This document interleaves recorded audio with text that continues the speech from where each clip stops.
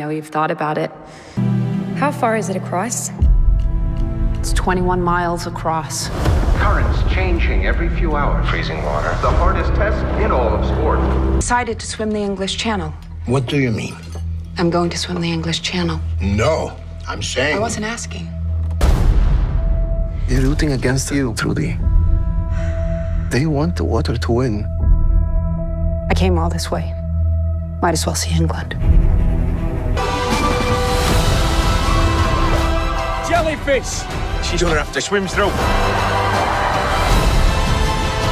Trudy, you don't have to do this. I don't know. Seems like a nice day for a swim. Hello everyone, Dave here from the Next Issue Podcast. On today's video, we'll be doing a review for Young Woman in the Sea 2024. This is a film that just dropped on Disney+, so it's not a new film. It actually came out a few months ago in theaters, but now it's on Disney+, so I was able to watch it. This movie is rated PG with a runtime of 2 hours and 9 minutes.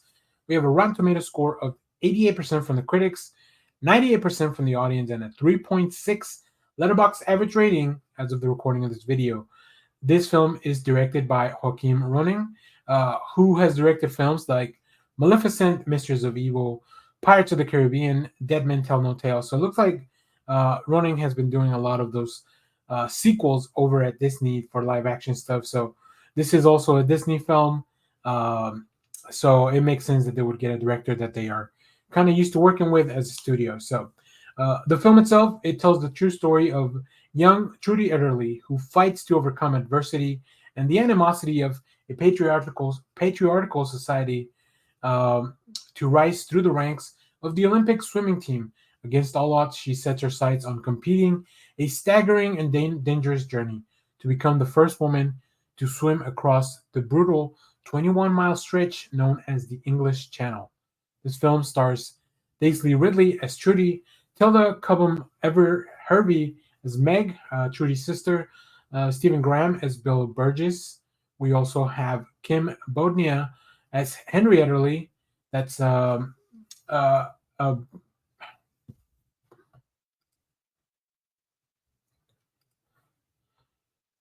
we also have Kim Bodnia and Jeanette Hayne as the Ridleys, their parents.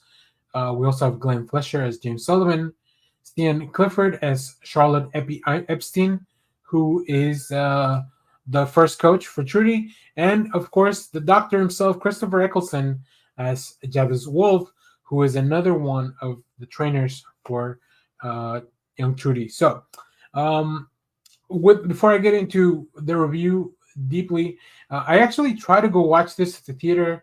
I wasn't able to make it at the time, so I was definitely I was just waiting for this to drop on Disney Plus to check it out.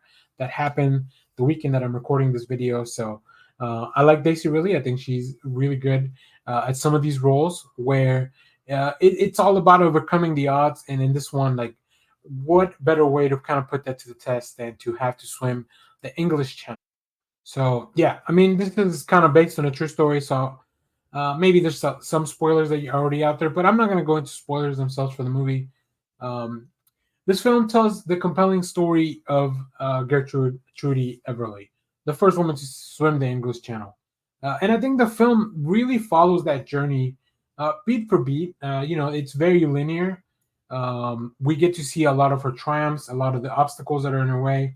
It is pretty clear that the filmmakers wanted to just stick to this historical narrative, presenting a story that is inspirational, and hopefully very faithful. I really haven't done a lot of research on that, but just from what I could see online, it seems like a lot of the details are overall pretty true to the story. The narrative is solid, making pretty easy to appreciate just kind of this effort and the dedication that this Herculean task took to happen, right? The film itself is rich with a lot of emotional moments, capturing a lot of the highs and lows of Ederle's journey with great sensitivity. These emotional beats are portrayed, providing depth to the character and her experiences. There are moments of doubt. There are moments of struggle, determination. A lot of it is related to family and familiar roles, also societal roles. Like, there's a lot of stuff that when this story was going on, women were not allowed to do a lot of things like this, including be part of the Olympic team, including trying out these challenges, because every time one of the women failed, it would just really set back everything that they were doing. So it was very hard for Trudy and a lot of these women to do what they were doing. The film itself also just adheres very much to the narrative that it provides. And this is kind of a double-edged sword. I feel like the story was very linear, very much into details, but it almost feels like two different films, right? We have Trudy's journey up until one point of her life, and then from there, the movie itself focuses on the challenge ahead. And I kind of wish they had maybe interspersed that. There's a lot of movies that kind of cut in, like as she's going in through the English Channel, maybe they cut in like going back to a specific moment in her childhood or a specific moment in one of her races. Like I think that kind of, I just feel like we got through to one point of the story and then it turned into a completely different thing, which it's not bad, but it does make the film seem a lot longer. Like by the hour mark, I looked in and was like, oh my goodness, we still have another hour to go. So maybe some of that kind of flashing back to her life could have made this movie a little bit more condensed and really focus on those specific events. I will say Daisy Ridley really delivers a great performance. She carries this film. It's really all about her demeanor, her challenges, and you can kind of tell like this character was really unwavering, and it all really comes through from Ridley's performance.